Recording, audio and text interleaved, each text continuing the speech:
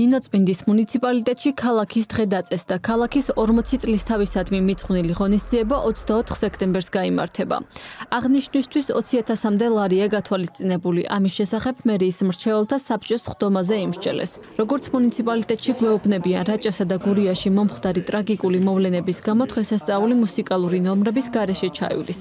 ქალაქ ნინოწმინდას დღემდე აქონია დღეობა, ქალაქის დღეობა და წელს პირველად ისტორიაში ჩვენ მუნიციპალიტეტმა განსაზღვრა უკვე სექტემბრის ბოლო იქნება ქალაქ ნინოწმინდის დღეობა. საცურაო აუზის და სპორტკლუბის მშენებლობა, ახალგაზრდული სივრცეები, ელექტრონული ბიბლიოთეკა, მერის მრჩეველთა საბჭოს სხდომაზე მომავალი წლის ინიციატივებზეც იმსჯელეს.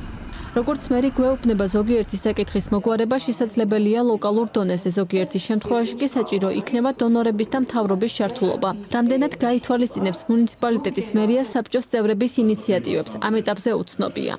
ესთეტიკურ საკითხებზეა საუბარი, აქ არის მუნიციპალიტეტისათვის საცურაო აუზის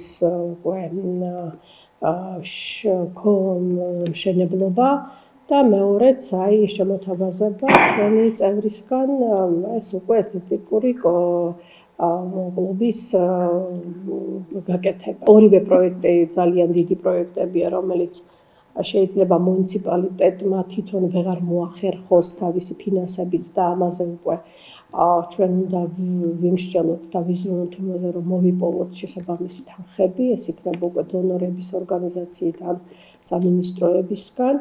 ეს უკვე იქნება, რა თქმა უნდა, ჩვენი პირველადი, რასაც ჩვენ უნდა მოვიფიქროთ, გარდა იმ წვრილ პროექტებზე, რომელიც უკვე აქტიურ ფაზაშია, წელს ვიწყებთ და ამას ვაგრძელებთ უკვე 2-3 წელიწადში. მერის მრჩეველთა საბჭოს სხდომაზე 2023 წელს შესრულებული სამუშაოების განიხილეთ. მათ შორის საუბნო და სოფლებთან მისასვლელი გზების მოწყობა, სკვერების და გასართობი სივრცეების მშენებლობა და სხვა. მრჩეველთა საბჭოში სხვადასხვა სფეროს წარმომადგენლები ვართ. ჯანდაცვის სფეროს წარმომადგენელმა თავისი შემოთავაზება დააფიქსირა, მედიის წარმომადგენელმა თავისი. ჩვენი მხრიდან შეთავაზებული იყო ელექტრონული თანამედროვე ბიბლიოთეკის მოწყობა, თანამედროვე ტექნოლოგიებით, სადაც ახალგაზრდებს შეეძლებათ ყურება, მოსმენა და წაკითხვა.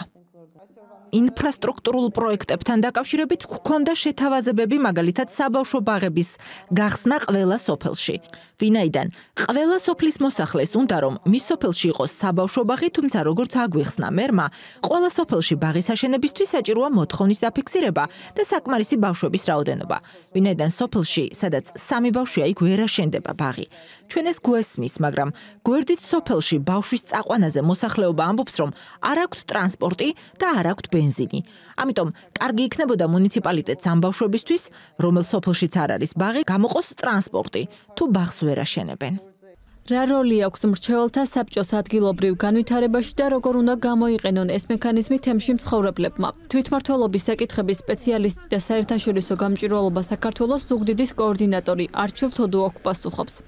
მერის მრჩეველთა საბჭო არის სათათბირო ორგანო ძალიან მნიშვნელოვანი ფუნქციებით და საბჭო უნდა შეიკრიბოს სამთვისში ერთხელ მაინც და მერს მიაწოდოს ინფორმაცია მთელ რიგ საკითხებზე, ძალიან ბევრ თემატიკაზე. სამხალხო მრჩეველთა საბჭო არის მოქალაქეთა ჩართულობის ირიბი მექანიზმი, თუმცა ძალიან კარგი მექანიზმი, იმიტომ რომ საბჭო არის ის სტრუქტურა, რომელიც პირდაპირ უშუალოდ კომუნიკაციაშია მერთან და მას აწვდის ინფორმაციას იმ პრობლემებისა და გამოწვევების შესახებ, რაც მოსახლეობას ადგილობრივ დონეზე აწუხებს. ნინოწმინდის მერის მრჩეველთა საბჭო 10 წევრისგან შედგება. მასში გაწევრიანებული არიან ადგილობრივი ბიზნესის და არასამთავრობო სექტორის წარმომადგენლები, ფერმერები, სამუსიკო, ბაგაბაღების, საჯარო სკოლის დირექტორები და მედიის წარმომადგენლები.